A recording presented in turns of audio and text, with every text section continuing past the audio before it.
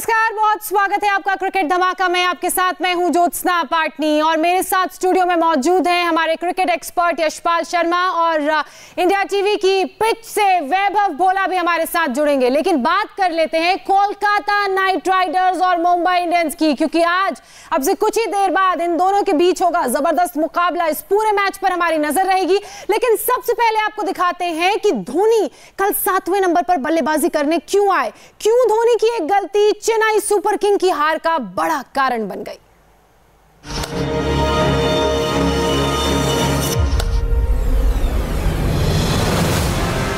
सोचा था क्या हो गया।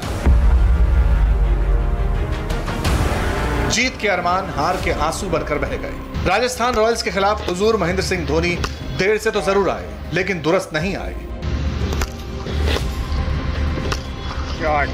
और हो गया इस सीजन का सबसे बड़ा उलटफेर। आईपीएल में कल राजस्थान रॉयल्स के खिलाफ चेन्नई सुपर किंग्स को हार का सामना करना पड़ा। हाई स्कोरिंग मैच में माही की सीएसके आखिर में यह मैच 16 रन से हार गई। अंत में हार का मार्जिन भले ही ज्यादा बड़ा ना हो, लेकिन चेन्नई सुपर किंग्स तो इस मैच में बहुत पहले ही हथियार डाल चुकी थी। 2017 रनों के लक्ष्य का पीछा करने उतरी चेन्नई को शेन वॉटसन ने विस्फोटक शुरुआत दिलाई, लेकिन वॉटसन के पवेलियन लौट जाने के बाद चेन्नई को झटका लगा। हालांकि यहां से भी मैच जीता जा सकता था। फाफ डु प्लेसी एक छोर पर टिके रहे, लेकिन दूसरे छोर पर मुरली विजय, सैम करन, ऋतुराज गायकवाड़ और केदार जाधव बल्ले से निराश करके पवेलियन लौट गए और फिर 7वें नंबर पर मैदान पर आए महेंद्र सिंह धोनी। जब मैच सीएसके के हाथ से लगभग फिसल चुका था, चेन्नई को उस समय जीत के लिए 38 गेंद पर 130 रन चाहिए थे। धोनी ने कल खुद से पहले सैम करन, ऋतुराज गायकवाड़ और केदार जाधव तक को भेज दिया, वो भी तब जब अंबाती रायडू टीम का हिस्सा नहीं थे। और ऋतुराज गायकवाड़ तो कुछ दिन पहले ही कोरोना से रिकवर हुए हैं। आखिरी ओवर में धोनी के लगातार 3 छक्कों ने दर्शकों का दिल भी तब जीता जब चेन्नई पहले ही मैच हार चुकी थी। अगर धोनी थोड़ा ऊपर आते, खुद को वक्त देते, तो चेन्नई इस मैच को जीत सकती थी, लेकिन न जाने क्यों धोनी ने कल का मैच राजस्थान को थाली में परोस कर दे दिया। धोनी जो अपनी स्ट्रैटेजीज के लिए जाने जाते हैं, हेलीकॉप्टर शॉट के लिए जाने जाते हैं यशपाल जी, अगर इस तरह से मैच परोस के दूसरी टीम को दे दिया जाए तो कई बार उनकी स्ट्रैटेजीज और उनकी जो प्लानिंग होती है उस पर सवाल खड़े होते हैं। देखिए, भले उनकी उम्र बढ़ गई हो, कल हम चर्चा भी कर रहे थे, लेकिन ये धोनी में आज भी बहुत दमखम है, क्योंकि जब वो मैदान पर उतरता है ना, वो कई युवा खिलाड़ियों पर भारी है। लेकिन आखिर में क्या होता है, जब भी आप अपने फ्रेंचाइजीज के लिए खेलते हैं ना, अपनी टीम के लिए खेलते हैं, तो फिर हार जीत मायने रखती है। यहाँ पर ये परोस के दिया गया है, ये मैच ये अपनी गलती से हुआ है। तो मुझे लगता है, मुझे विश्वास है, क्योंकि मैंने बहुत करीबी से धोनी के साथ काम किया हुआ, आज भी वो जिंदा दिली का मिसाल कायम करते हैं।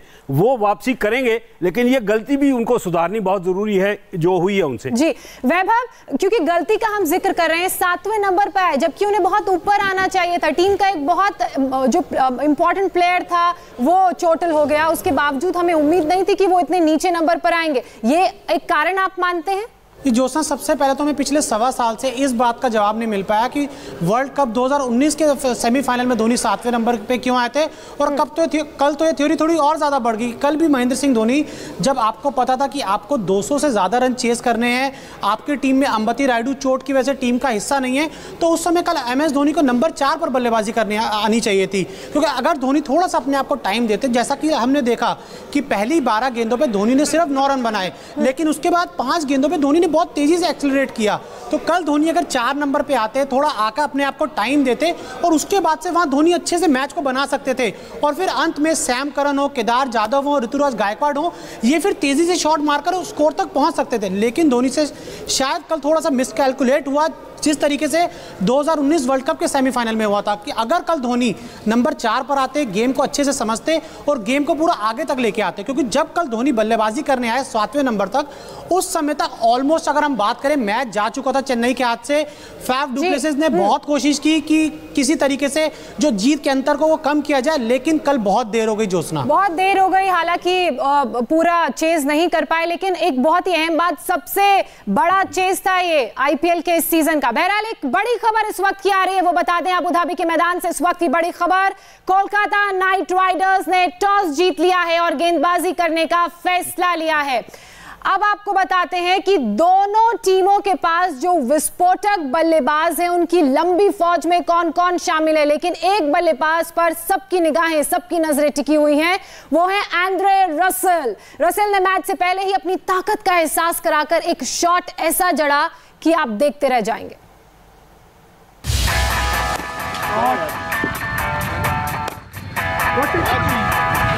ये तो बस ट्रेलर है, पूरी पिक्चर कुछ देर बाद रिलीज होने वाली है।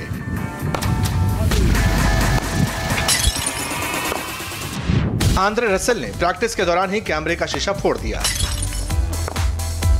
इन शॉट्स को देखकर मुंबई इंडियंस के खेमे में हलचल मच गई है। मुंबई अपना पहला मैच हार चुकी है और अबू धाबी में उसके सामने T20 का सबसे विस्फोटक बल्लेबाज उतरने वाला है और अपनी ताकत का एहसास करवाने वाला है। एंड्रे रसेल के आंकड़े किसी भी विरोधी टीम के लिए डराने वाले हैं।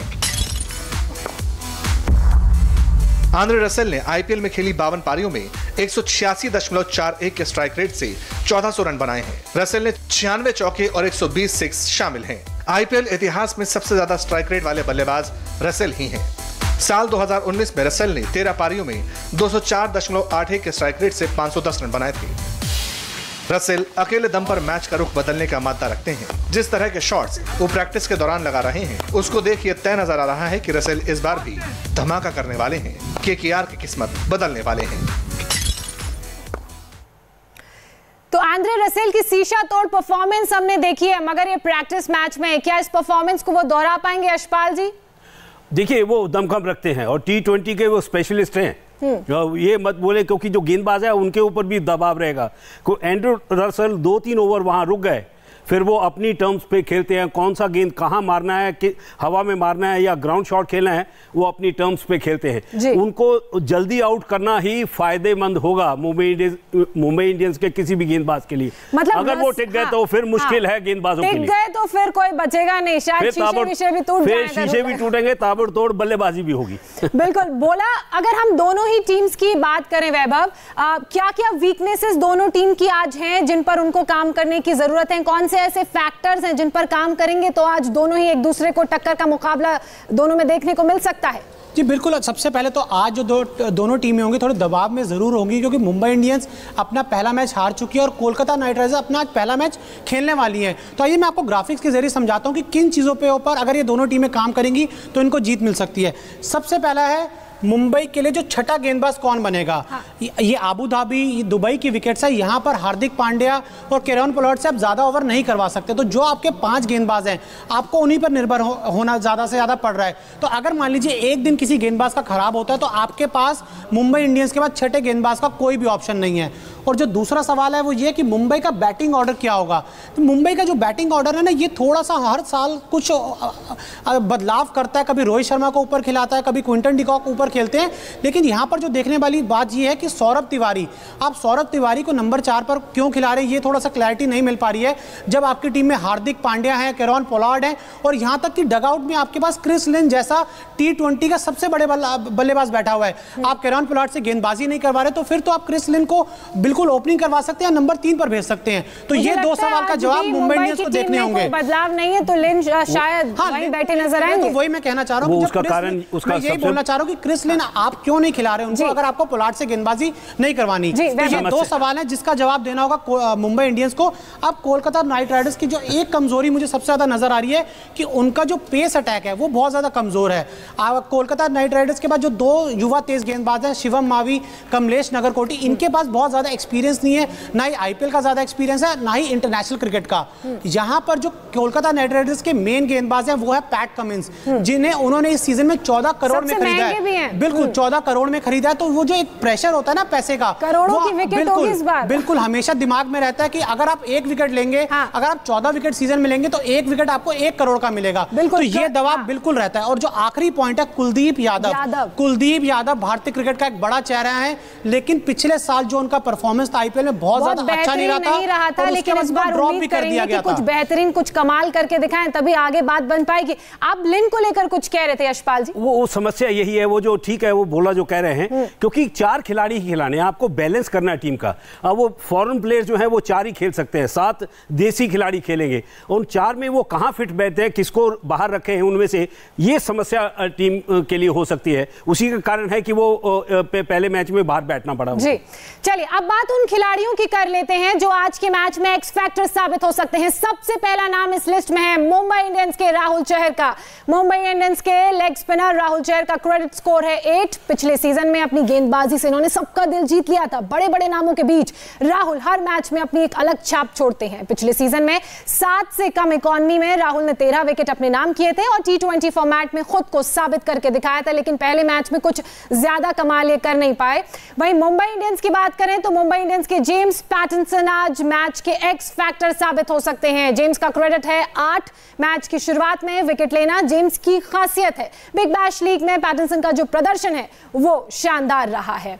तो अगर इन दोनों की बात करें, जेम्स पैटरसन की बात करें, चहर की बात करें, तो आज आप इनसे किस तरह के प्रदर्शन की उम्मीद करें यशपाल जी? क्योंकि पहले मैच में चहर का कोई कमाल नहीं दिखा। देखिए, मैं पैटरसन को खिलाऊंगा, उसका कारण है कि इनकी अगर वेरिएशन देखें वो बहुत अच्छी है। इनका जो बाउंसर भी है वो पहुंचता नहीं है, लगता है कि बहुत तेजी से आएगा, लेकिन वो क्रॉस सीम के साथ वो इतना धीमा कर देते हैं कि टाइमिंग नहीं हो पाती और उनको हाइट का एडवांटेज है। राहुल चहर ने जो किया है वो कमाल का किया है, वो एक ट्रम्प कार्ड है मुंबई इंडियंस के लिए। दोनों ही टीमें खेलने चाहिए।